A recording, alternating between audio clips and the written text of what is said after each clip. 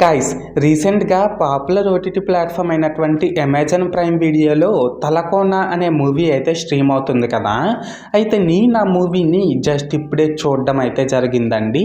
So ఈ వీడియోలో మనం ఏంటంటే అసలు ఆ మూవీ ఎలా ఉంది ఏంటి అనేది డిస్కస్ చేద్దాం, ఓకేనా. అయితే ఇక్కడ ఫస్ట్ ఆఫ్ ఆల్ ఈ మూవీలో స్పాయిలర్స్ లేకుండా బేసిక్గా స్టోరీ లైన్ ఏంటంటే గైస్, సారా అనే అమ్మాయి ఒక బ్యూటీ కాంటెస్ట్లో విన్ అయ్యి ఆ సక్సెస్ని సెలబ్రేట్ చేసుకోవాలని చెప్పి తన ఫ్రెండ్స్తో కలిసి తలకోన అనే ఫారెస్ట్కి అయితే వెళ్తుంది.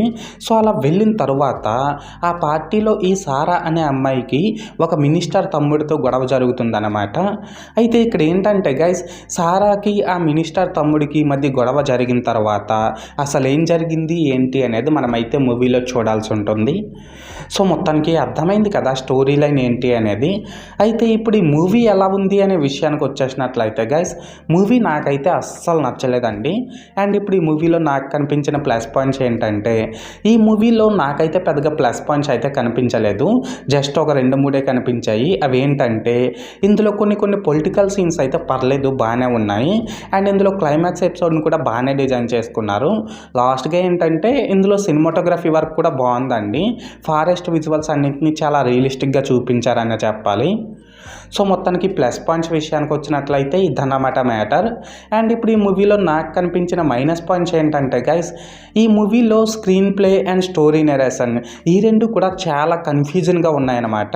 దీనికి తోడు అనవసరమైన ఫైట్స్, అవసరం లేని సాంగ్స్, లేచిన సీన్స్ని మళ్ళీ పడుకోబెట్టే బీజిఎం, ఫేస్లో ఎక్స్ప్రెషన్స్ లేని పెర్ఫార్మెన్సెస్, పూర్ ప్రొడక్షన్ వాల్యూస్, ఇలా మూవీ మొత్తం కూడా చాలా అవుట్డేటెడ్గా ఉందనే చెప్పాలండి.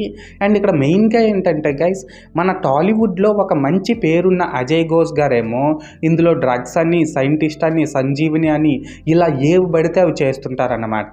ఐ మీన్ ఇక్కడ నేను చెప్పాలనుకుంటుంది ఏంటంటే గైస్, ఈ మూవీ డైరెక్టర్ ఏమో మన అజయ్ ఘోష్ గారు లాంటి ఒక వెరిస్టైల్ యాక్టర్ని ఇందులో క్యాస్ట్ చేసుకున్నప్పటికీ కూడా తన క్యారెక్టరైజేషన్ని మంచిగా డిజైన్ చేసుకోలేదు. లాస్ట్గా ఏంటంటే గైస్, ఇందులో కొన్ని క్యారెక్టర్స్కి డబ్బింగ్ కూడా కరెక్ట్గా సింక్ అవ్వలేదు. అండ్ ఇందులో ఎక్స్పోజింగ్స్ కూడా బాగా ఉన్నాయి కాబట్టి దీన్ని ఫ్యామిలీతో కూడా చూడడం కష్టమనే చెప్పాలి. సో మొత్తానికి మైనస్ పాయింట్స్ విషయానికి వచ్చినట్లయితే ఇదన్నమాట మ్యాటర్. అయితే ఇక్కడ ఓవరాల్గా ఏంటంటే గైస్, ఈ తలకోన మూవీ బాగుందా బాగాలేదనేసి అంటే నేను ముందు చెప్పినట్లు నాకైతే అస్సలు నచ్చలేదండి. అండ్ నేను ఈ మూవీకి 5కి 1 రేటింగ్ ఇస్తున్నా. సో మీరు కూడా ఒకవేళ ముందే ఈ మూవీని చూసినట్లయితే మీరు ఈ మూవీకి ఎంత రేటింగ్ ఇస్తారో అది కామెంట్ సెక్షన్లో చెప్పేయండి, ఓకేనా.